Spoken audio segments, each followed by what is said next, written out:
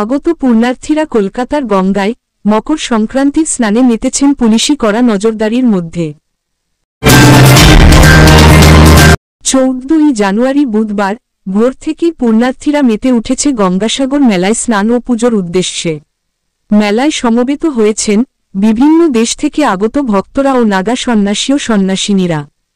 বিভিন্ন দেশ থেকে দর্শনার্থীরা কলকাতার আউটটাম ঘাট থেকে গঙ্গাসাগর মেলায় উপস্থিত হচ্ছেন, আবার কেউ কেউ সরাসরি গঙ্গাসাগর মেলায় এসে উপস্থিত হয়েছেন। কোন কোন দর্শনার্থী আগেই গঙ্গা স্নান সেরে কলকাতার উদ্দেশ্যে রওনা দিচ্ছেন, আবার বহু দর্শনার্থী মকর সংক্রান্তির দিনে স্নান করার জন্য উপস্থিত হয়েছেন। মকর সংক্রান্তির দিন ভোর থেকেই শুরু হয়েছে স্নান। মাননীয় মুখ্যমন্ত্রীর অনুপ্রেরণায় প্রতিবছরের মতো এ বছরও গঙ্গাসাগর মেলার আয়োজন করেছেন এবং দর্শনার্থীদের জন্য বিভিন্ন সুযোগ সুবিধা রেখেছেন। প্রত্যেক দর্শনার্থী থেকে শুরু করে মিডিয়ার সাংবাদিক বন্ধুদের জন্য 5 লক্ষ টাকার ইন্স্যুরেন্স ব্যবস্থা করেছেন, তাহাতে কাহারও কোন কিছু হলে সরকারের তরফ থেকে সাহায্য পায়।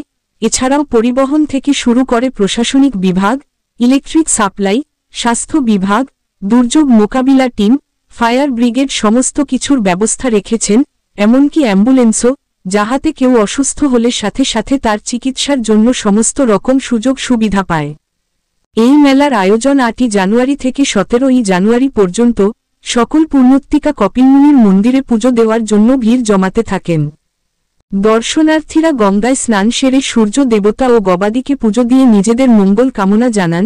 কিন্তু এই বছর কুম্ভ মেলা পড়ে যাওয়ায় কিছুটা দর্শনার্থীর হার কম, আবার অনেকেই গঙ্গা স্নান সেরে বিভিন্ন মন্দিরে পুজো দিয়ে কুম্ভ মেলার উদ্দেশ্যে রওনা দিবেন বলে জানালেন। দর্শনার্থীরা জানান, মাননীয় মুখ্যমন্ত্রী যেভাবে আমাদের সহযোগিতার হাত বাড়িয়ে দিয়েছেন আমরা খুশি, আমাদের জন্য কোনোরকম ত্রুটি রাখেননি এবং গঙ্গাসাগরকে সুন্দরভাবে সাজিয়েছেন। গঙ্গা স্নান পূর্ণ স্নান, আর সব তীর্থ বারবার গঙ্গাসাগর একবার। সমরেশ রায় ও শম্পা দাস, CNTV, কলকাতা, পশ্চিমবঙ্গ।